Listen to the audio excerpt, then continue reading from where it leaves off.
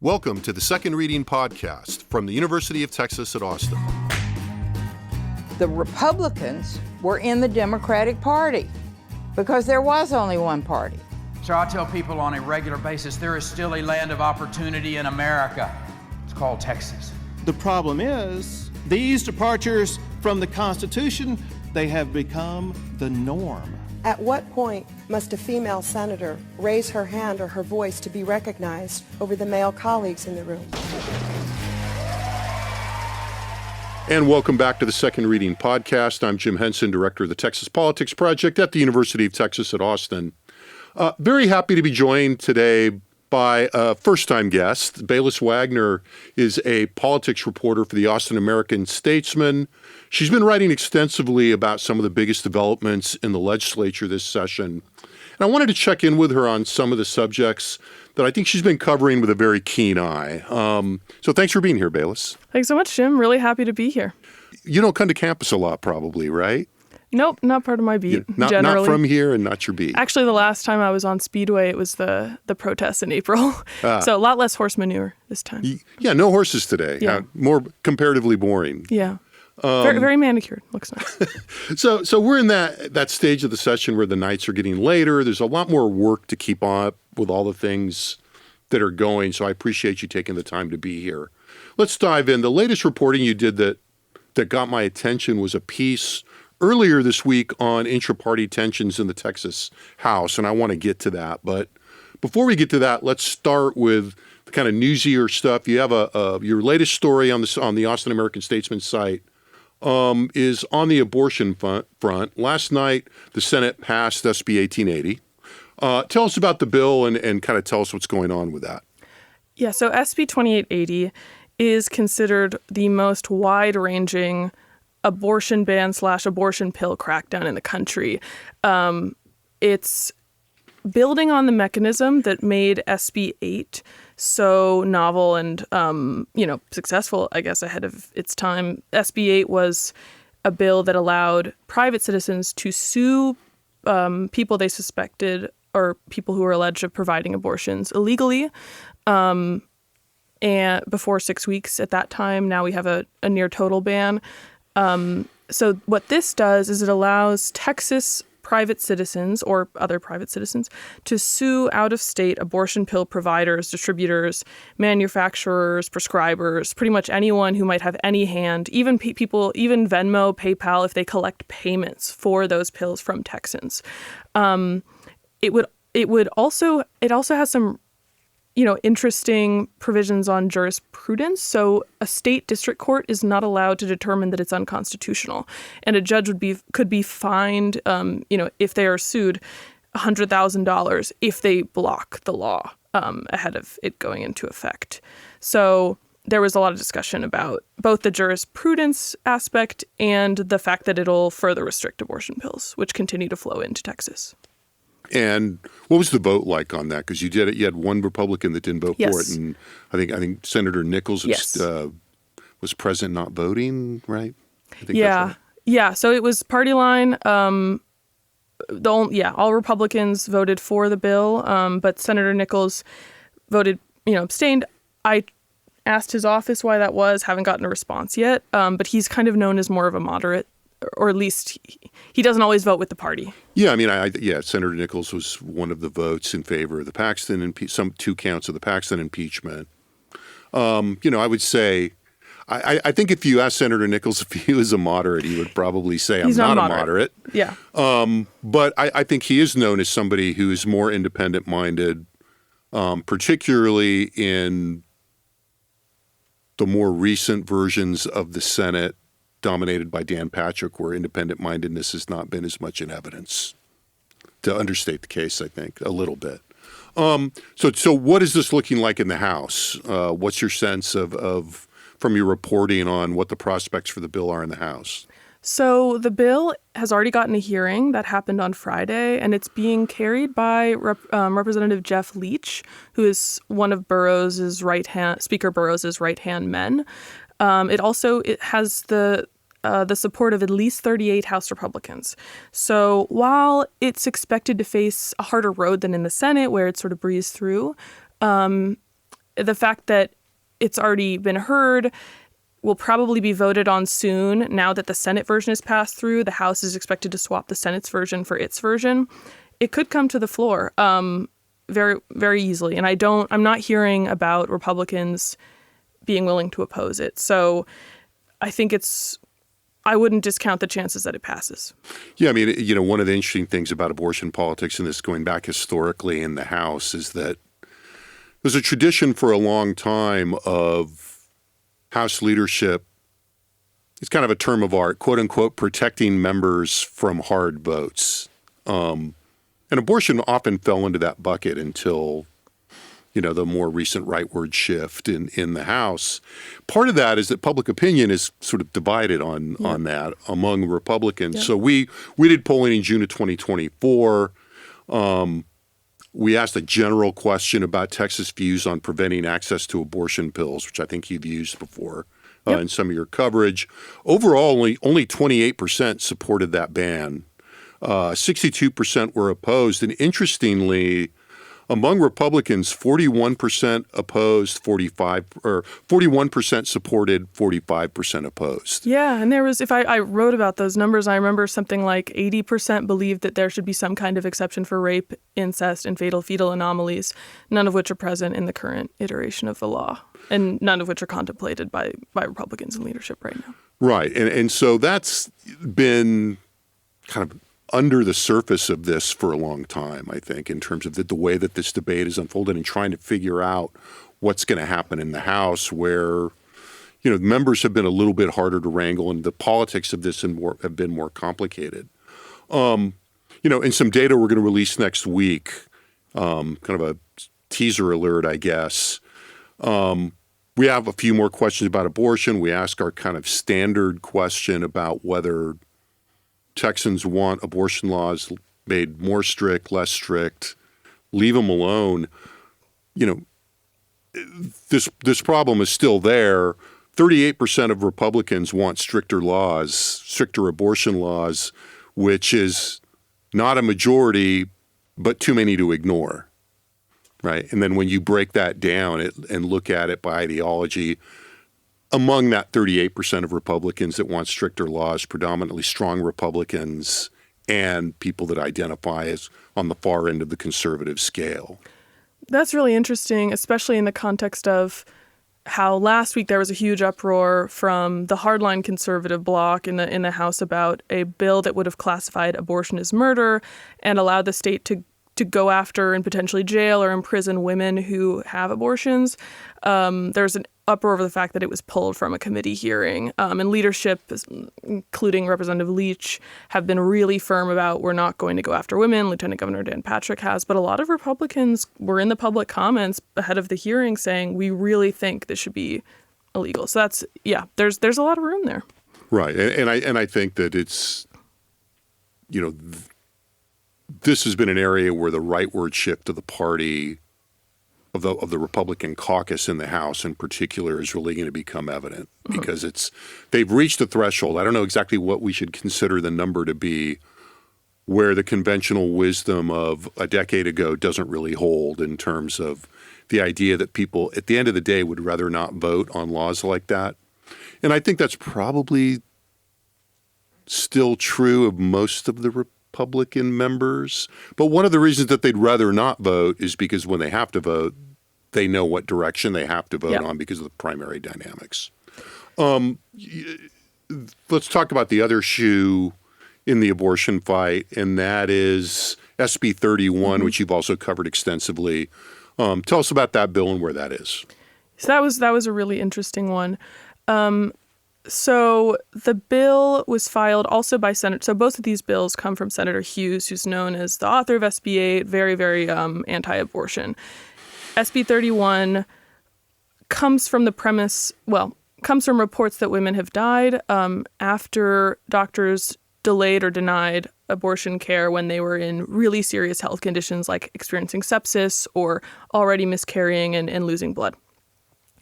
He has said this bill was designed such that, hospitals and doctors have no excuse not to care for these women when they are in these life-threatening situations. So it puts a higher burden on the state and others to prove that a doctor has acted in violation of the ban.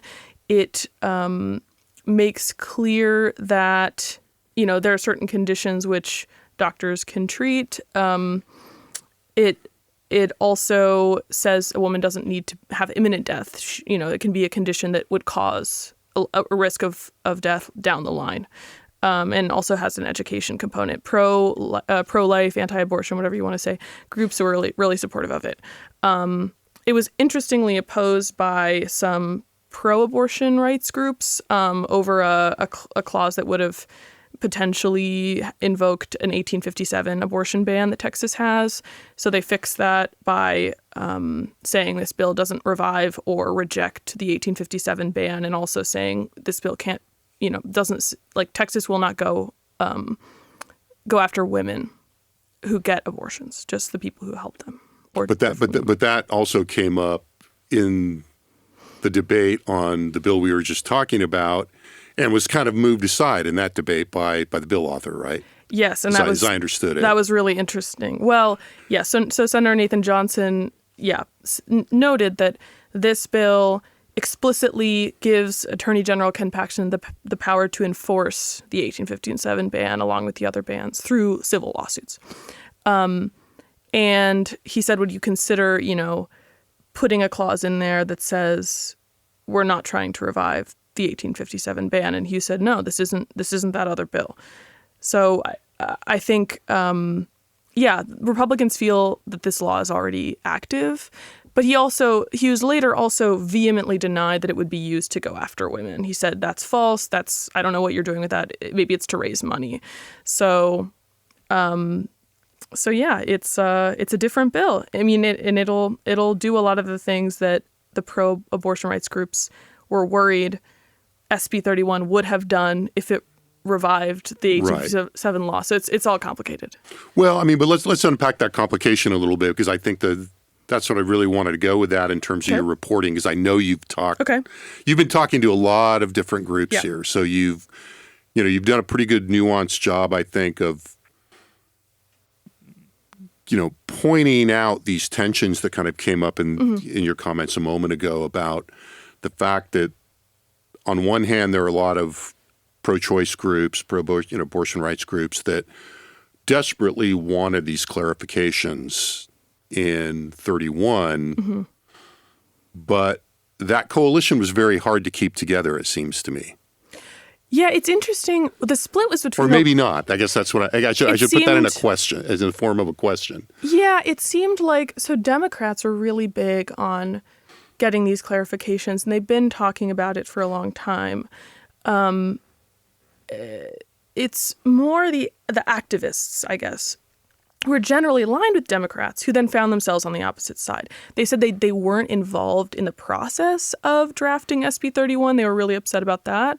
And so when when they found what they said was a Trojan horse provision that would have, in their opinion, revived the 1857 law, which Republicans say it's not, you don't need to revive it because it's already live. But so they were really upset about not being part of the process. And what their two concerns were, because the 1857 ban, and I say 1857, people call it the 1925 law, but it is not at all a 1925 law. The language goes back to 1857, but it was codified, with other Texas laws in 1925. So pre-Roe law, 1857 law, those are both accurate. This law does not explicitly exempt women from being prosecuted, unlike more modern laws, though it was never, ever, ever used to do that. In fact, there's, dozens of cases that say, no, this law cannot be used to go after a woman who has had an abortion. She's considered the victim. And then their other concern was that because it has a vague turn of phrase, it says, it's illegal to furnish the means for an abortion. They said abortion travel funds, which pay for people to go out of state to get abortions, could be criminalized. A UT professor I talked to, Liz Sepper at the law school, said she didn't find that very convincing as a legal argument because, again, criminal laws are implicitly not applied out of state. Like one state's criminal laws, not usually applied out of state. but you never, the abortion rights groups were like, well, you never know in Texas. We've seen a lot of boundaries broken and Yep. norms broken in former practices. Yep. So anyway, so they fought really hard not to have Democrats vote for something that would do that in SB 31 because it said, this is to help women, in their health. And they were like, that shouldn't be part of it. But SB 2880 explicitly goes after out-of-state, like abortion pill distributors and stuff. It does not go after travel. So it does not prohibit women from traveling out of state. It used to, but they changed it in committee, which is interesting. So, yeah. Did you think that was a compromise? I mean, I read that as a compromise based on sensitivity to a possible legal challenge anyway. Yeah, I think they felt pretty certain that wouldn't succeed. And there's an Alabama law that was to that effect that would have prohibited travel that isn't doing so great in court right now.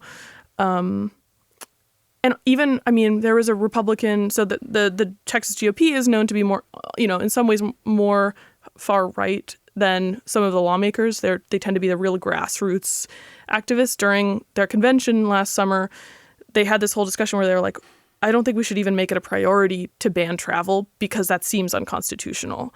At least one woman spoke up and said that. So But she didn't really carry the day, as I recall. No, You're right. She didn't. So yeah, the platform does say, we'd like women not to be able to travel. But yeah, maybe I'll pull at that thread later. Try to ask around. Yeah, let's put a pin in that part about the Texas GOP and who the activists are and where the center of the party is. But that's a good segue. Thank you. So let's talk a little about these internecine GOP fights that you've been writing about. Now, your story earlier this week was kind of pegged to maybe the end of the previous Friday, week, right?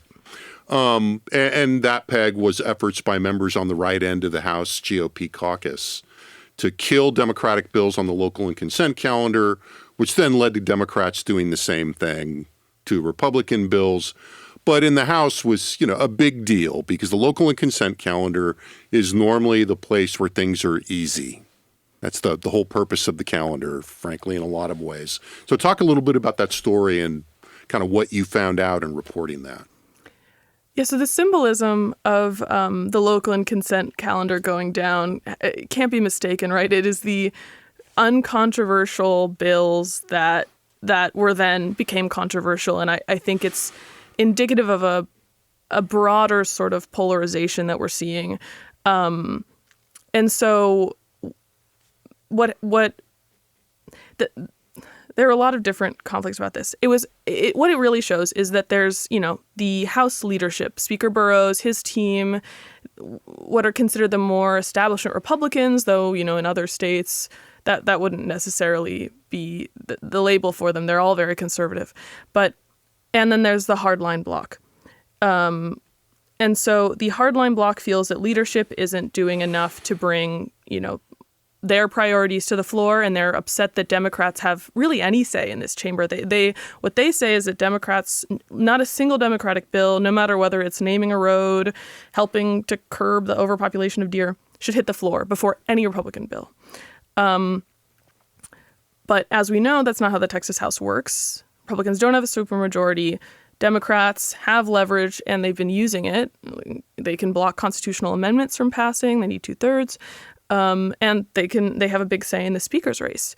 So, but I guess what it boiled down to and what I think the headline that caught people's attention was Representative Steve Toth, one of the hardliners, saying it's time, Burrows' leadership team has left us no choice but to burn it all down. So the gripe from some of the more, the Republican leadership members were, you're slowing everything down, but complaining that things are going too slowly for Republican priorities to pass. And what they're saying is, well, this is what we have to do. It's total war. And you mentioned polarization as the context for this. And it's interesting to me that there's kind of two nested conflicts here. I mean, on one hand, there's the party polarization that these Republicans that are fighting the leadership at this point are using to leverage their argument, right? Saying, this chamber should be run I would say more like a parliamentary system than the system we have, which is we're the majority party. Everything should be our. Why are we not doing that? And you kind of implied the answer. I just want to kind of tease out a little bit. And the answer is, well, because that's not really the way this system works. And if you want it to work that way, as you say, you need a bigger majority. But the other part of this is, I think, and this, I want to phrase this as a question, I suppose. I don't see that fight between the far right dissidents and the opponents of the leadership and the leadership as solely on this kind of left-right continuum. In other words, we knew going into this election that, Justin Burrow's voting record was, by all accounts and fair accounts, more conservative than his main opponent, David Cook. Yes. Now, David Cook didn't have much of a record, so that's, a different thing. So I'm wondering just how you kind of account for that, because there's a certain amount of, the roots of this, and we'll, it's by way of transition, are partially in the last speaker's fight that we saw that resulted in Dade Phelan losing support for re-election and the election of Dustin Burrows. Most, if not all, of the most vocal proponents of the kinds of positions you were articulating, you mentioned Steve Toth, several others, were people that were opposed to Dade Phelan and then were opposed to Dustin Burrows' speakership. So as you're covering that, in certain kind of circumstances, the ideological template does a lot of work for you. In explaining things. But in others, it's a little fuzzier. Mm-hmm. How do you manage that as you're trying to make sense of this? Or does that make sense to you? I'll just take your nod of assent. It makes sense. I'm just wondering how you kind of sort that out as you're trying to make sense of it and convey it to readers. I think one really important dynamic is one man, Tim Dunn. I think that he can explain a little bit of this intra-party tension that isn't totally on a, ideological spectrum. He's one of the biggest funders of Texas Republicans. And he is also the owner of Texas Scorecard, or his group funds Texas Scorecard, which is you might call it the propaganda arm of the Dunn movement.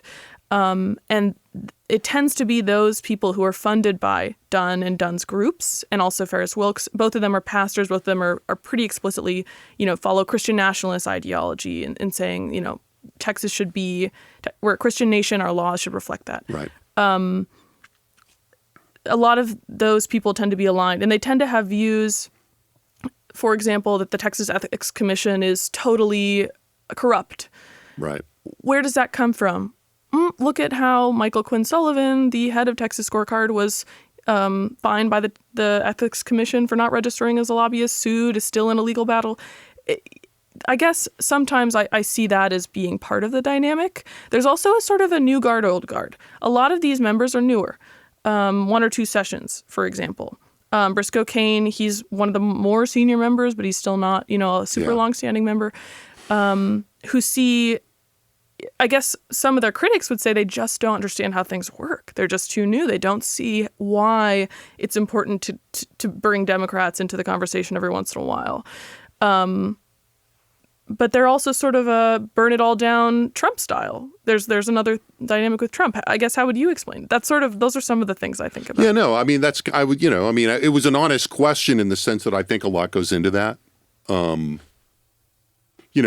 think the Tim Dunn, whatever they're called now, Empower Texans. Yeah, Texans United. Yeah, they're various, They've rebranded. They rebrand and relabel for lots of reasons, I think. But, I think that's all part of it. I think that, like I said, honest question in terms of how you manage it. I think that there's a different theory of institutions among these newer members that I think they are bringing to bear. Yeah. But I think it's a difficult question to answer because on one hand, somebody would fairly object to my characterization of that as saying, well, look, if you're going to look at the voting records of those, the opponents to the Burrows speakership, they do cluster on the far right end of any kind of fair voting analysis. But I think you do have to step back and see that the range we're talking about ideologically, as you kind of implied earlier, is pretty narrow. Yeah. In other words, yes, you might be able to sort of come up with an explanation for why some of these guys are more conservative than the others, but that's not making the others moderates by any means in most circumstances. But they do cluster on the far. I mean, some of the things it's a lot of like vaccine related things, abortion related things.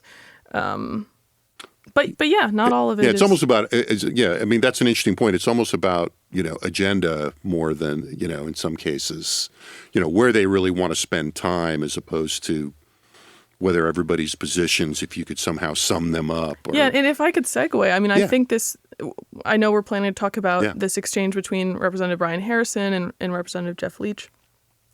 I think that this dichotomy was sort of on full view. Harrison was presenting a bill that would have allowed for lawsuits against, allowed the state to kind of go and enforce a ban on environmental and social governance. Right.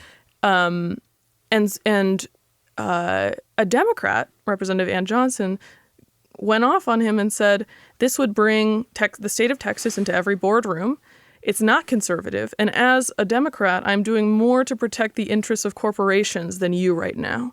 And so whereas Harrison was very firm that he had a social, this was a social issue that he felt was, as a conservative, everyone should be opposed to environmental and social governance because it's liberal and it often is driven by social motives instead of financial ones. It's not good to the shareholders. Johnson and then the Republicans on the panel were all kind of like, this would probably screw over corporations. Skeptical, shall we say. Skeptical, yeah. So I think that's, and it could be also just that he's new and he maybe didn't think through the bill, as his critics said. We don't know. Well, let's listen to it. Now, that exchange came up in the context of a kind of long-running battle between between Brian Harrison and the leadership team, and in particular the chair of that committee, Chairman Leach. So let's see if we can roll that clip. Aspect of it. Representative Harrison, can I ask, I've been chair of this committee now 4 sessions. I've heard hundreds of bills. I've never had a member actively on his cell phone while he's laying out a bill and answering questions from a fellow member. Is there a question there? Are you tweeting? Are you texting? He's trying to ask you questions. I'm not and engage tweeting, but I thought hang on, let me to finish. Okay. He's trying to engage you in a serious discussion about this bill. Yes. And you're punting on his very serious questions. That's false. You're asking us, and you're I don't know what you're doing on your phone, but you're not paying attention to him. I am paying Every attention. time the camera goes back to him, I'm watching up here. How would you're I know on the your cameras? phone. I'm not paying any attention to the cameras. You're paying attention to the cameras. I'm paying attention to you, you're Representative paying attention Harrison. to I'm the asking cameras. you to please stay off your phone while you're answering questions from Representative Dyson. I was actually looking up information related to the questions. So you don't have you have to look on your phone for answers to his questions? No. That would be a preposterous thing. I'm asking you with I'm sorry, respect. are with we respect, supposed you're to keep our comments? Representative Harrison, you are sitting and laying out your bill before my committee. Wow. Okay? I am asking you to stay off your cell phone while you are sitting in front of my committee laying out your bill, answering questions from Representative Dyson or any other member up here. Should I remind you about the comments you made about the need to maintain decorum in this proceedings? Representative Harrison, when I think about decorum, I think about a member who's laying out a bill staying off his cell phone. If you can just stay off your cell phone for just a few more minutes. This is silly. And answer questions from Representative Dyson and other members. I have answered every question. Representative Harrison, I'm asking you to stay off your cell phone. This is ridiculous. While you do your bill layout. Representative Dyson. Kind of a long, painful clip, but a lot to unpack there. Yeah, there's some interesting. We've been talking about policy and ideology, and that's at play here. But personalities what do you too. make of it? Personalities too. And for the record, I actually was, a staffer who was sitting behind Harrison texted me and said, yeah, I saw him texting and checking Twitter. So, yeah, cast some doubt on that answer. But, that's some original reporting, which we appreciate. You. Yeah, you're welcome for, real service to the public there. But first of all, Leach hadn't slept, which is kind of interesting. But I don't doubt that he would have said this totally well-rested. There was a huge blow-up the week before where Chairman Leach had called up Harrison's bill and Harrison wasn't there. And he, I guess, texted Harrison and said, we called up your bill, you weren't here. If you want it back on the schedule, you can tell the parliamentarian. And Harrison said, whatever, just do it next week. And then blew up, Leach, a journalist, Scott Braddock, tweeted the video. Leach commented and said, I've never seen, a representative not show up for bill layout and not even tell us he wasn't going to be there. And Harrison said, Leach is trying to smear me and all this stuff. So that's the context. But I think it's also that they find it very frustrating that Harrison spends a lot of time tweeting, in what case, in many cases, total falsehoods about what's going on at the house, in the House. And I guess he had an opportunity to call him out and took it, especially with the phone. I think the phone is representative of Twitter, and that's part of it. Yeah, no, I think that's a good, semiotic read of what's there. I thought it was an interesting. I mean, one of the reasons I wanted to play it, and it really does underline what we were talking about before. I mean, Leach and Harrison are definitely in different places, but look, if you go back, where are we? I'm having to count sessions. Say in the immediate aftermath of the Tea Party election, and when Leach was a young member, Leach was a much more. I mean, the manner that you can hear in Chairman Leach's presentation, shall we say, in that clip, in some of the stuff that we've seen recently, and that, is kind of characteristic. I mean, he's not he's not an unaggressive member, to say the least. And, he was much more of a, insurgent himself in his early periods, and now he's chairman. Was he part of the Freedom Caucus? I don't remember if he was a formal member of the Freedom Caucus. He was in a photo. I mean, it's kind of interesting. Probably. Yeah, that's I'd have really, to go back and look. That's really interesting because, we'd have to check. But part of this, dynamic between the insurgent Republicans and the more, establishment or whatever, was that people were worried that if they continue to block the local and consent calendars, that we'll have a repeat of the 2017 Mother's Day massacre, which was when the Freedom Caucus killed about 100 bills ahead of a deadline by refusing to let the local and consent calendar pass. And I just was seeing a Texas Tribune article. That happened right before the deadline. And yep. Yeah. We should just add as local color, and many of our listeners will know this, but the local and consent calendar that was killed last week basically just got put on the regular calendar. Yes. Right. The Mother's Day massacre, as the date suggests, they killed a bunch of bills right before a deadline that meant those bills were dead. Yeah. Yeah. This time. Yeah. But there's still a fear that if they continue to do that, there's no way they'll catch up. Right. But simply, that they're sort of flexing their strength, saying we can do something like this. Anyway, Leach was in a picture that was of one of the articles about that. And so I was like, whoa, I didn't, maybe about a press conference that they gave. Anyway. Right. And that was, at the kind of the height of the resistance to Joe Strauss. Yeah. Right? And so to say intraparty. I think that was the last Strauss session that all happened. Yeah. Obviously, intraparty tension in Texas for the GOP is not at all foreign, not new. Right. But I've also heard people say that this does feel new. It feels like this hardline group is more coordinated than even the Freedom Caucus, and it feels like they're more sophisticated. Well, yeah, there's been some learning that's gone on, and they're bigger. They're bigger. Yep. Right?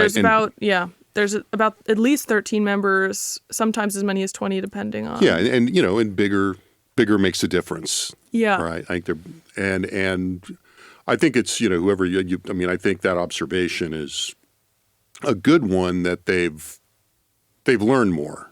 Yeah. Right. We could even maybe talk about the quality of some of the people in there. Okay, so let's widen the lens a little bit here, and listen to another clip of another sort of expression of this recently. And this is from just later in the day yesterday. It's funny, when you got here, you were saying this week has seemed a little quieter. I was thinking that this week has been a little a little noisier, but, that's all pretty subjective. So to set this up, this is an excerpt from a floor debate in the House, again, yesterday on Wednesday of this week on HB 366. I got this bill number right, which is Dade Phelan's bill that would call for labeling of AI-generated fake video and images in campaign ads, broadly speaking. Had a few other provisions, but that's the core of it. Now, this is from an exchange, not coincidentally, as we can unpack on the other side, between the bill author, former Speaker Dade Phelan, making what has been for this session a rare appearance at the front mic, who I think we hear first in this, and from Mitch Little, freshman, who also, as it turned out, was one of Ken Paxton's lawyers in the Senate impeachment trial, which Representative Little has sort of rode the prominence from that into a seat in the House. By unseating an incumbent who he painted as less conservative. So again, that divide there. It fits into the discussion we've been having. Good addition. All right, let's roll that clip. Images are very powerful. Quite often, people don't even bother to read the verbiage or what's on paper or even what's on screen. The images are more powerful than the words. Speaker Phelan, I agree they're very powerful. I had images that you paid for sent into my district of me between Joe Biden and Beto O'Rourke.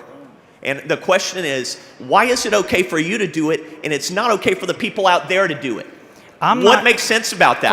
I don't know what was sent in your district. I just know what was sent in my district. And I know it was sent in other people's district. And it shouldn't be right.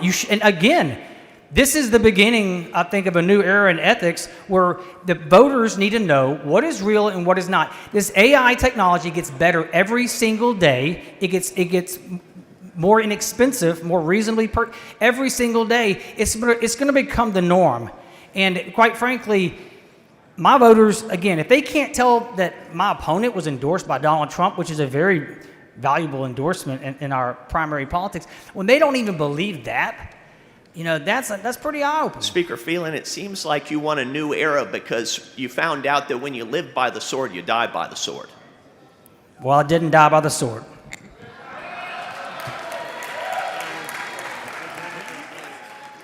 So, lots to unpack there. I mean, just again, for somebody, most people will know this, but that live by the sword, die by the sword has to do with the fact that, you mentioned Tim Dunn earlier, and, the Phelan's opponents brought a lot of money to bear to try to beat him in the primary.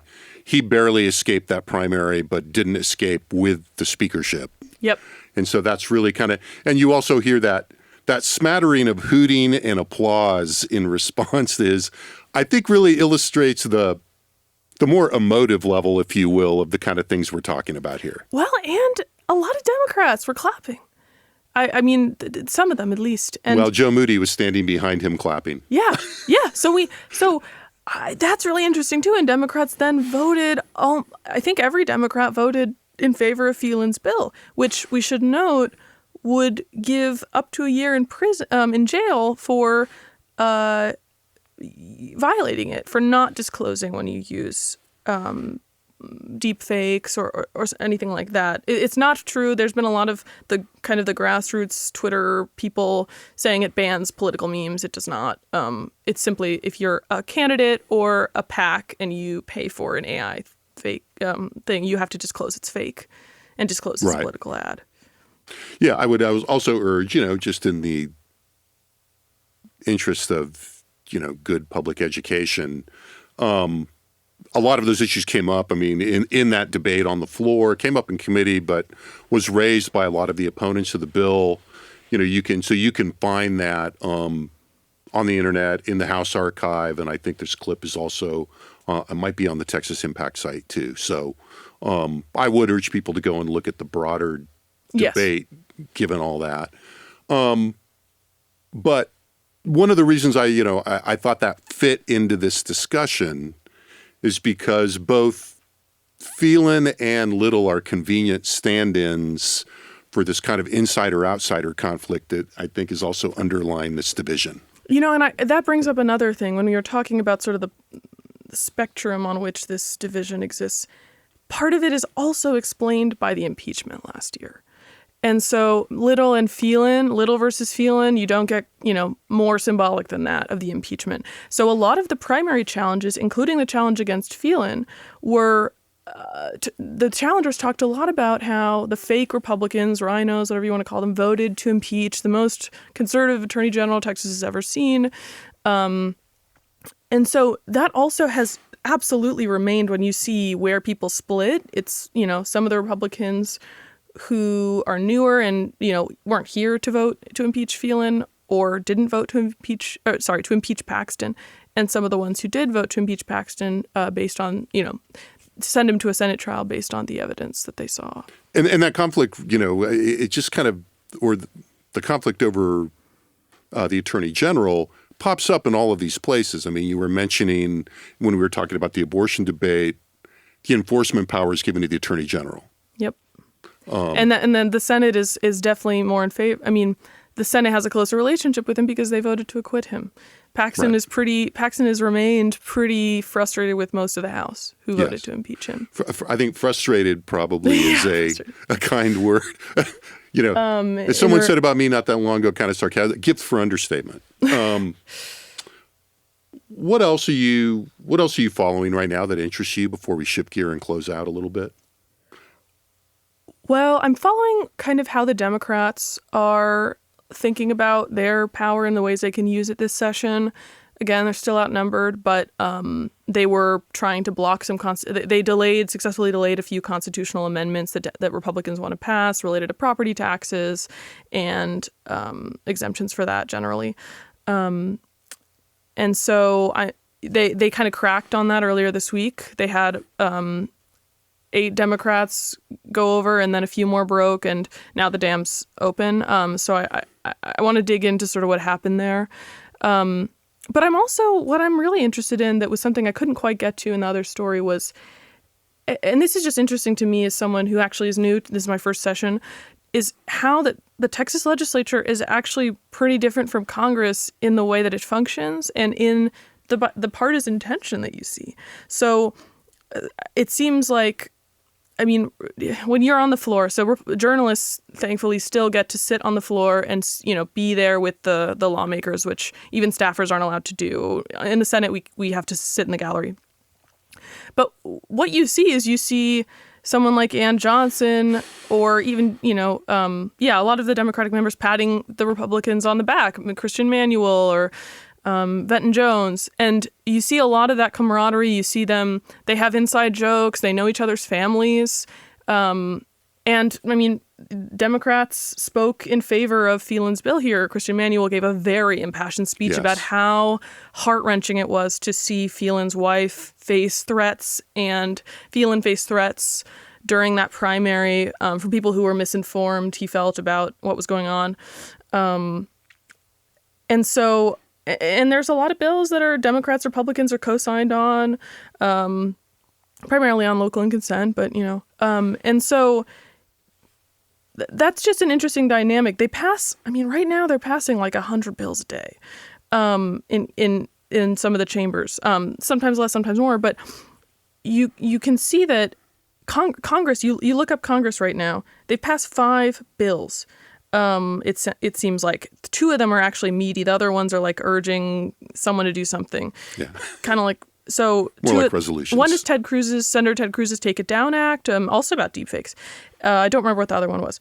But anyway, the Texas House it works so differently. So what I saw when I wrote this article was that there was this really pretty strong frustration, especially from Democrats, but from others as well, of like, we don't have time to be dysfunctional like Congress is. We want to go home at the end of May and go back to our jobs. They're paid $72,000 a year. $7,200. Yes, you're correct. Yeah. $7,200. Yeah.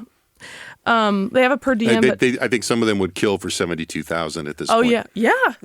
You have to be independently wealthy generally, or have some other, or you can just have another job, but it's hard to keep something up. that you can put on autopilot while you're. Yeah.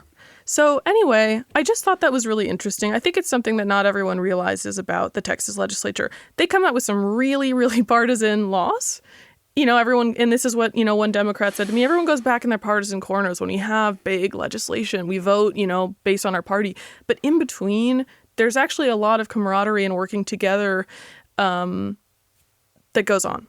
So, yeah, I mean, I think what's interesting, I'll be interested to see what the reporting yields on this. I mean, because I think that's, look, by the way that you pose that, undeniably accurate. I mean, they get more done when they're here. They're kind of forced to, in a way, by the constitutional design. But there's also a kind of interesting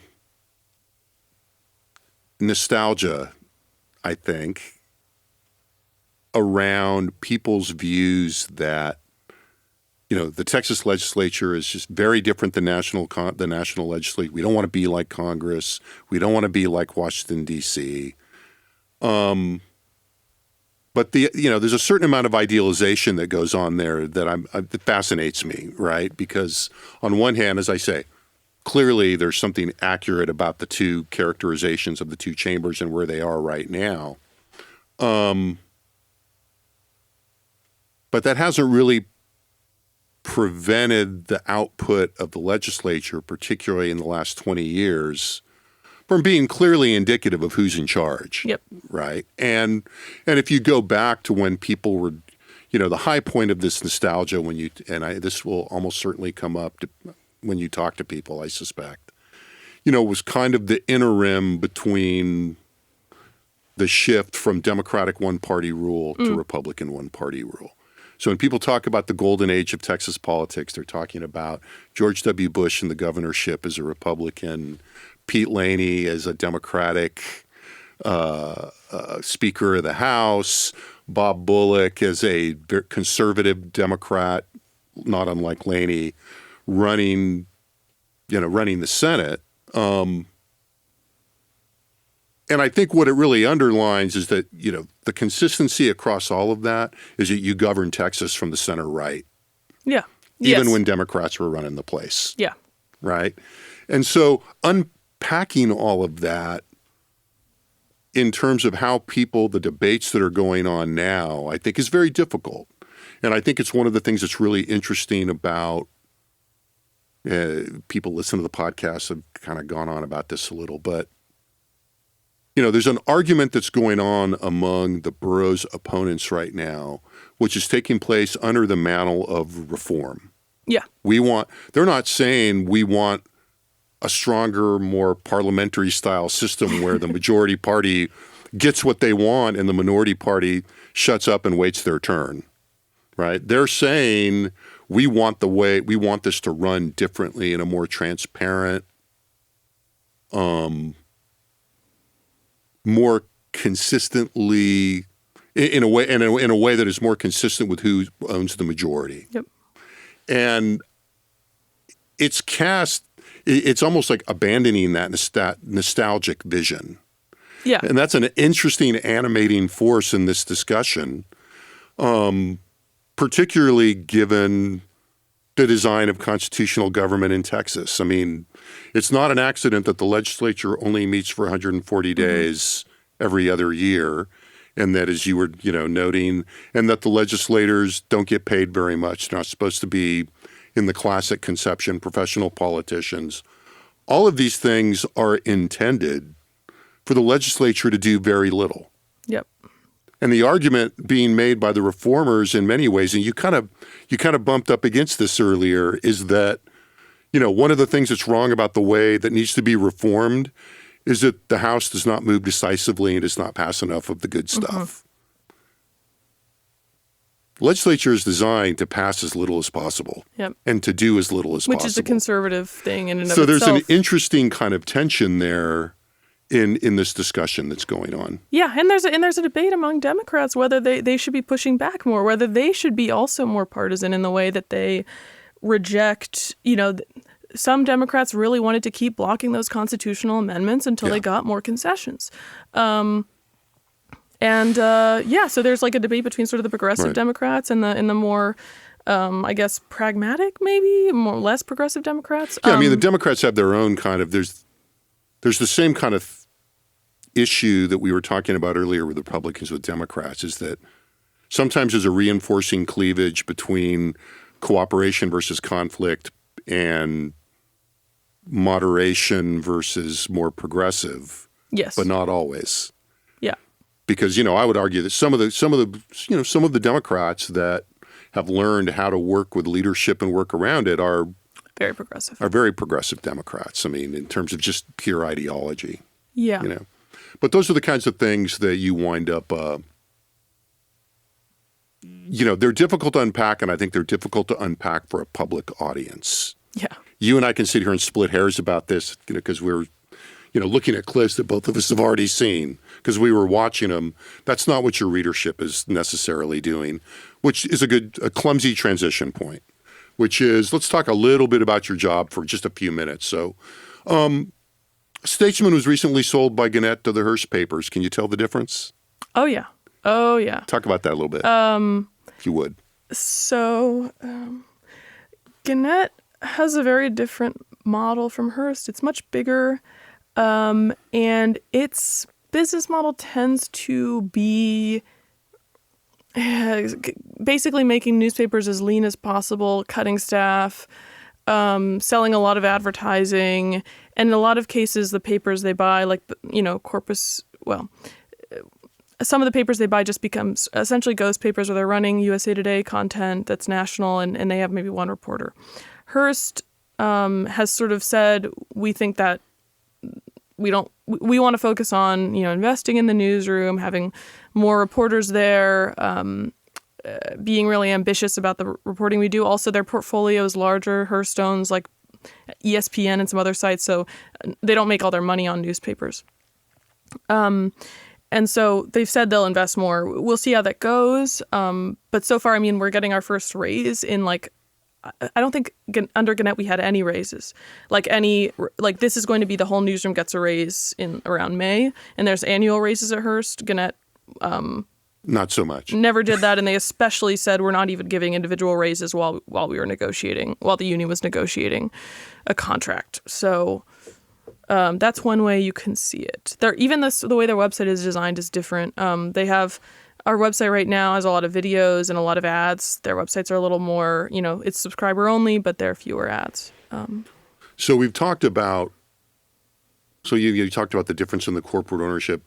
I want to turn it a little bit. The Statesman, and it's funny, as I was kind of thinking about how I wanted to ask you this and how I was laughing at myself at how anachronistic this seems. But the Statesman is like the hometown daily for the Lege, which feels a little odd to even say in this media environment anymore, but or not. Does that matter in the current media environment? Do you think of yourself as working for the hometown paper?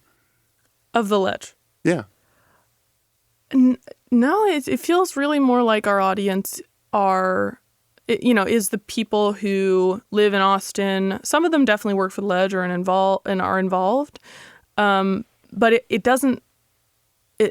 We've seen the stats. It's not like every single office has a Statesman subscription. Yeah. I would say the Tribune has sort of moved a little bit into that role where, they have a really solid audience of lobbyists and the lawmakers. They have events that have the lawmakers there. They have an insider newsletter, and so they tend to have a bigger base of people that follow that, and they tend to write about a little more inside baseball stuff than we do.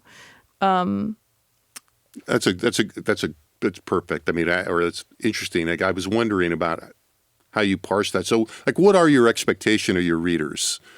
To go back to kind of how I set this up. We're talking about very interior stuff, and I think it's interesting to read in the Statesman now because I think this kind of coverage has not been as prominent under Gannett.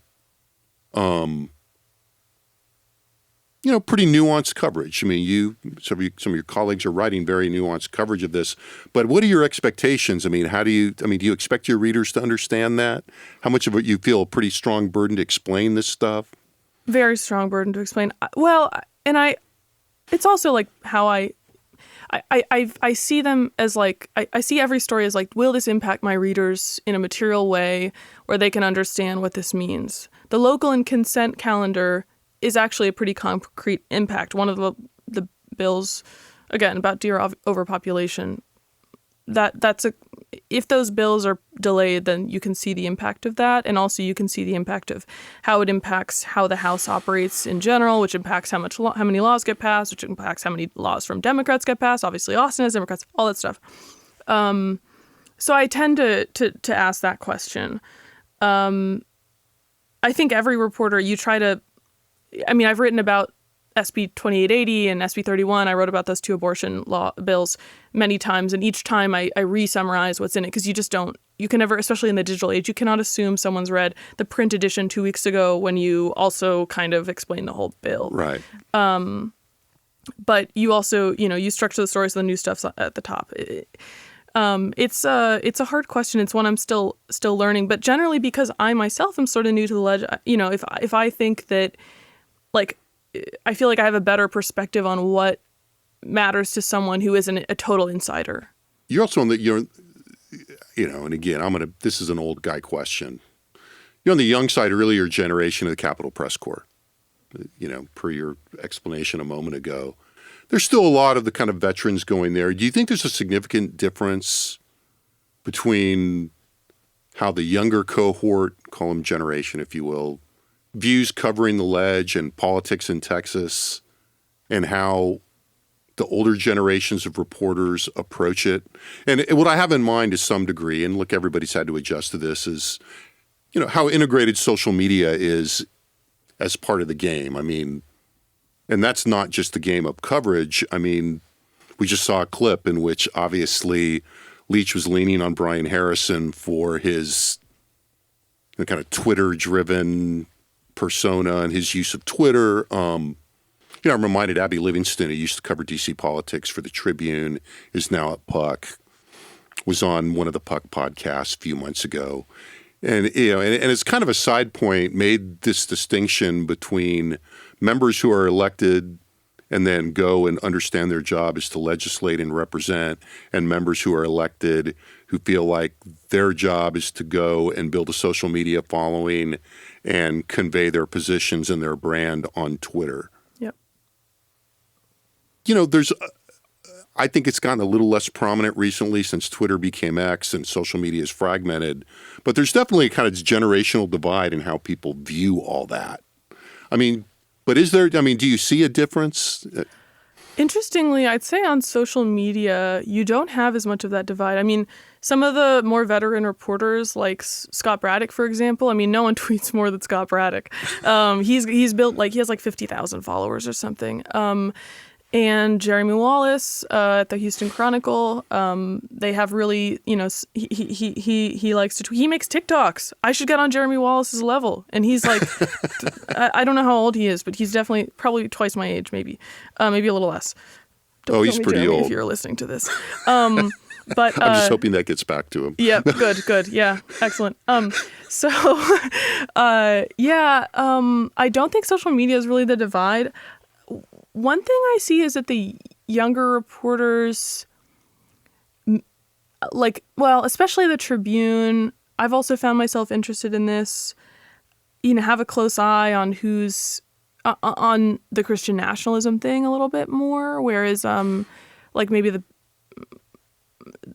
older reporters are more focused on sort of the day-to-day. My colleague John Moritz, he's a really great reporter.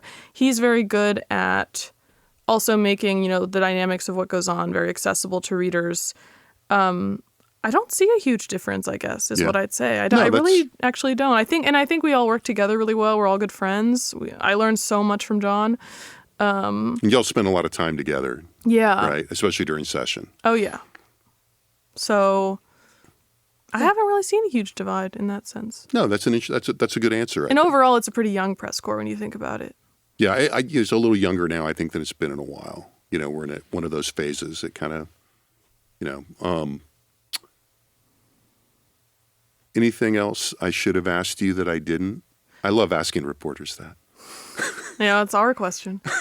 I guess one other, I do think we tend to write more about social media dynamics than maybe the older generation of reporters. Like Kayla Harris, who's now at the Baltimore Banner, wrote a story about the meme groups that are animate the ledge during Twitter on Twitter. But anyway, no, I don't think there's anything else. I think we've covered a lot of ground. So. Okay, well, I use that answer too with reporters. So perfect. Makes me feel like I maybe know what I'm doing. Bayliss, thanks so much for being here. I hope you'll come back another time. Thanks so much, Jim. I had a great time. Good. Bayliss Wagner of the Austin American-Statesman. You can read her story. She writes a lot. She's prolific. She's a good worker. At the Austin American-Statesman, that's statesman.com. I want to thank her again, thank our excellent production team in the Dev Studio in the College of Liberal Arts here at UT Austin. Some of the data that we'll talk about you'll find at texaspolitics.utexas.edu. Keep an eye out. We'll have new data soon. So thank you for listening, and we'll be back soon with another Second Reading podcast. The Second Reading podcast is a production of the Texas Politics Project at the University of Texas at Austin.